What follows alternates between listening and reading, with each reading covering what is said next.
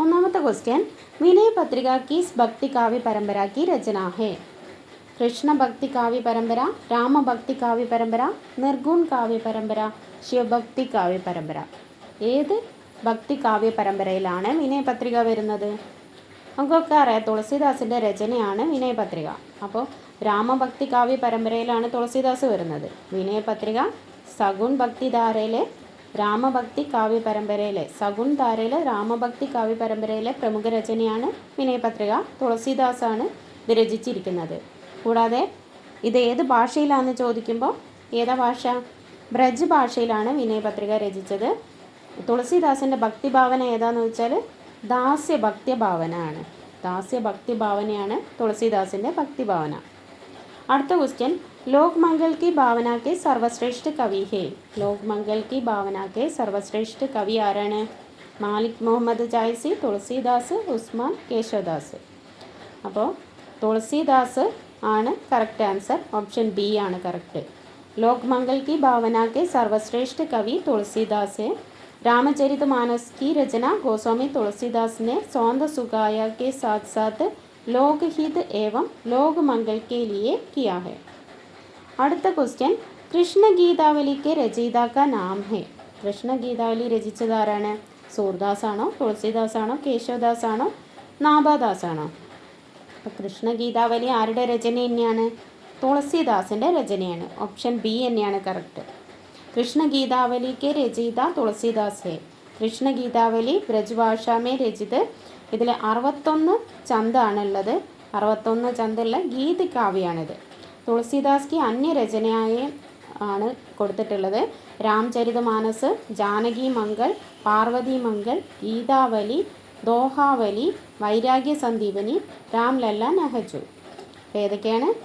രാംചരിതമാനസ്, ജാനകി മംഗൾ, പാർവതി മംഗൾ, ഗീതാവലി, ദോഹാവലി, വൈരാഗ്യ സന്ദീപനി, രാംലല്ല നഹജു തുളസീദാസിൻ്റെ രചനകളാണ്. അടുത്തത് തുളസീദാസിൻ്റെ രചനകൾ എല്ലാം 12 രചനകളും കൊടുത്തിട്ടുണ്ട്. അത് നോക്കുക. 5 ബഡേ ഗ്രന്ഥും അതേ കൂടാതെ 7 ചോട്ടേ ഗ്രന്ഥമാണുള്ളത്. ടോട്ടൽ 12 എണ്ണം ഉണ്ട്. 12 എണ്ണം പ്രാമാണിക എന്ന് പറയുന്നു. അപ്പോൾ ഈ 12 എണ്ണമാണ് നമുക്ക് പഠിക്കാനുള്ളത്. 5 ബഡേ ഗ്രന്ഥം ഏതൊക്കെയാണെന്ന് വെച്ചാൽ ഗീതാവലി, രാമചരിതമാനസ്, വിനയപത്രിക, ദോഹാവലി, കവിതാവലി. ഗീതാവലി, രാമചരിതമാനസ്, വിനയപത്രിക, ദോഹാവലി, കവിതാവലി. ചോട്ടേ ഗ്രന്ഥം ഏതൊക്കെയാണെന്ന് വെച്ചാൽ കൃഷ്ണ ഗീതാവലി, രാംലല്ല നഹജു, പാർവതി മംഗൾ, ജാനകി മംഗൾ, വൈരാഗ്യ സന്ദീപനി, രാമാക്യ പ്രശ്ന, ഭരവൈ രാമായൺ. അപ്പോൾ ഗീതാവലി, രാമചരിതമാനസ്, വിനയപത്രിക, ദോഹാവലി, കവിതാവലി ബഡേ ഗ്രന്ഥും. ചോട്ടേ ഗ്രന്ഥം ഏതൊക്കെയാണ്? കൃഷ്ണ ഗീതാവലി, രാംലല്ല നഹജു, പാർവതി മംഗൾ, ജാനകി മംഗൾ, വൈരാഗ്യ സന്ദീപനി, രാമാക്യ പ്രശ്ന, ഭരവൈ രാമായൺ. അപ്പോൾ ഇതിൽ ബ്രജ് ഭാഷയിൽ ഏതൊക്കെ എഴുതി, അതേപോലെ തന്നെ അവധി ഭാഷയിൽ ഏതൊക്കെയാണെന്ന് മനസ്സിലാക്കണം. അപ്പോൾ ഗീതാവലി, അതുപോലെ തന്നെ ദോഹാവലി, കവിതാവലി. മുകളിലത്തേൽ കൃഷ്ണ ഗീതാവലി, അതുപോലെ വൈരാഗ്യ സന്ദീപനി, രാമാക്യ പ്രശ്ന, ഇത്രയും ബ്രജ് ഭാഷയിലാണ് രചിച്ചത്. അപ്പോൾ ഗീതാവലി, ദോഹാവലി, കവിതാവലി, കൃഷ്ണ ഗീതാവലി, വൈരാഗ്യ സന്ദീപനി, രാമാക്യ പ്രശ്നാവലി അല്ലെങ്കിൽ രാമാക്യ പ്രശ്ന, ഇത്രയും ബ്രജ് ഭാഷയിലാണ്.